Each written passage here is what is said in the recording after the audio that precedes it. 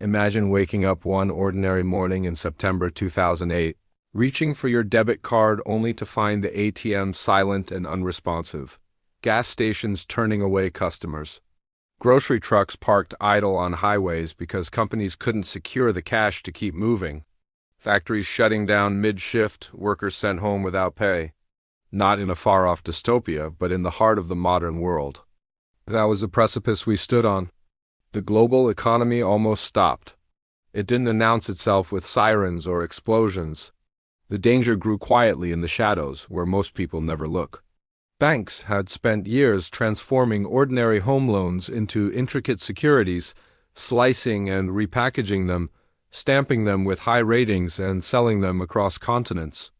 The promise was simple: spread the risk so wide that it vanishes, but risk never truly vanishes. It waits.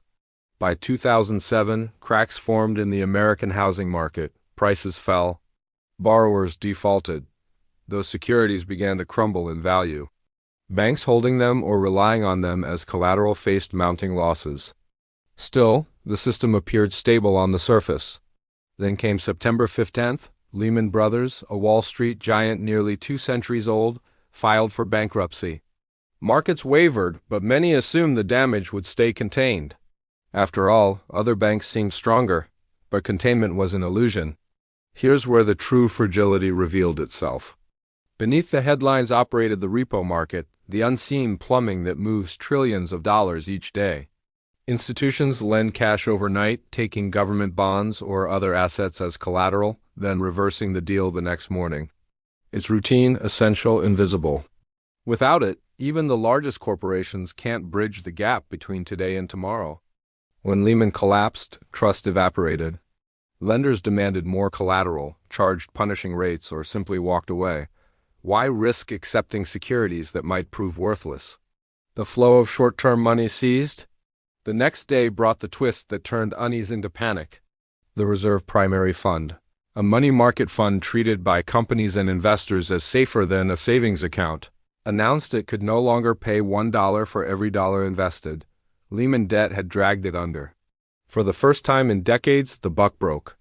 Corporations that relied on issuing commercial paper, short-term IOUs to fund daily operations, found buyers vanishing. General Electric, a symbol of American industry, struggled to finance its payroll. The contagion leaped borders. European banks halted lending. Asian exchanges plunged. It felt as though the arteries carrying the world's financial blood had suddenly clogged. Yet the story deepened still. AIG, the massive insurer, had quietly sold billions in credit default swaps, essentially insurance policies on those troubled securities. When claims poured in, AIG faced collapse, threatening to drag down counterparties everywhere. Central banks and governments intervened with unprecedented force. The Federal Reserve slashed rates, created emergency lending facilities, and backstopped money markets. The U.S. Congress passed the Troubled Asset Relief Program to recapitalize banks. Other nations followed with their own measures. For several tense days, officials privately feared a downturn eclipsing the Great Depression. The system held, money began flowing again. But the closeness of the escape lingers. What unsettles most is realizing how much of daily life depends on invisible threads of trust between institutions most of us never encounter. The repo market, commercial paper, collateral chains, these form the quiet infrastructure that lets stores stay stocked and paychecks arrive. We rarely notice them until they fray. We emerged wiser, perhaps, seeing the machinery behind the numbers. Regulations strengthened. Banks built bigger buffers. Yet the architecture remains human, prone to the same sudden losses of confidence. The global economy did not stop that September. It came within days of a standstill.